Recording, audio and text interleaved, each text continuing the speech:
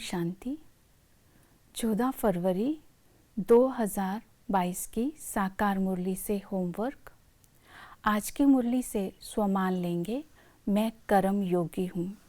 कर्म योगी अर्थात योग युक्त, युक्ति युक्त, रहस्य युक्त और शक्ति युक्त।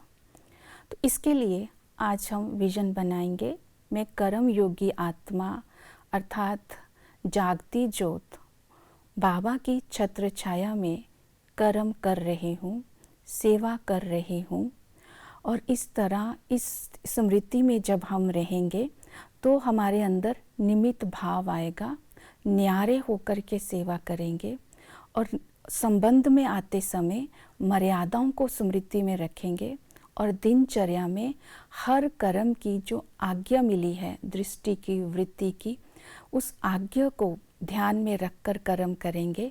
तब हमारा किसी के साथ कर्म बंधन नहीं बनेगा और किसी के साथ भी हिसाब किताब नहीं होगा। तो हम बंधन मुक्त रहेंगे और कर्मातीत स्थिति का अनुभव करेंगे। अतीन्द्रिय सुख और शांति और संपन्नता का भी अनुभव करेंगे। आज की मुरली से धारणा का पॉइंट लेंगे। बाबा ने कहा, तुम्हें ऊंच पद प्राप्त करना है तो तुम्हें अपना सब कुछ सफल करना है और सेंसिबल बनकर सेवा करनी है और एक बाप की याद में रहना है। तो सब कुछ सफल करना अर्थात बलिहार जाना। तो बलिहार जाना उसे कहते हैं समर्पित होना।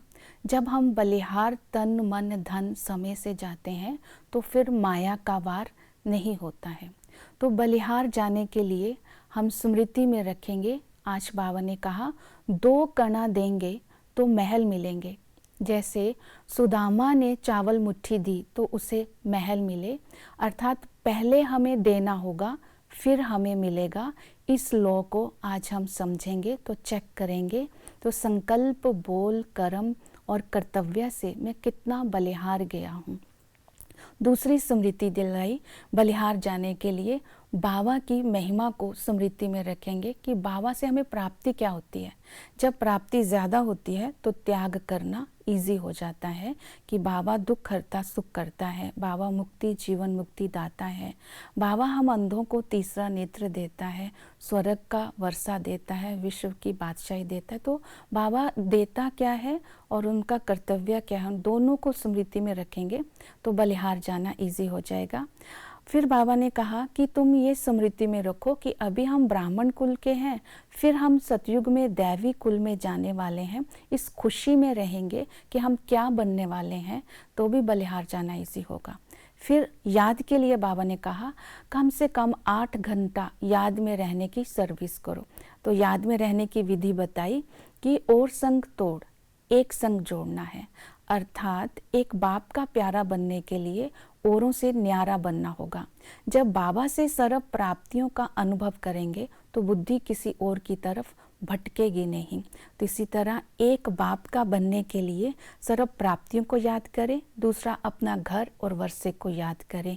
जितना बुद्धि में रहेगा कि अब वापस घर जाना है, फिर हमने राजाई में आना है, राज्य पद पाना है, तब भी याद करना सहज होगा।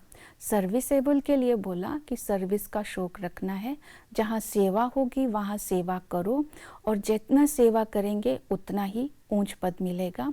और सर्विसेबल बच्चे ही भविष्य में प्रिंस प्रिंसेस बनेंगे। इस तरह इन स्मृतियों को रखते हुए आज हम बाप समान अंधों की लाठी बन दूसरों को मुक्ति जीवन मुक्ति का रास्ता बताएंगे। तो इन धारणाओं से हम भविष्य में ऊंच पद पाएंगे। ओम शांति।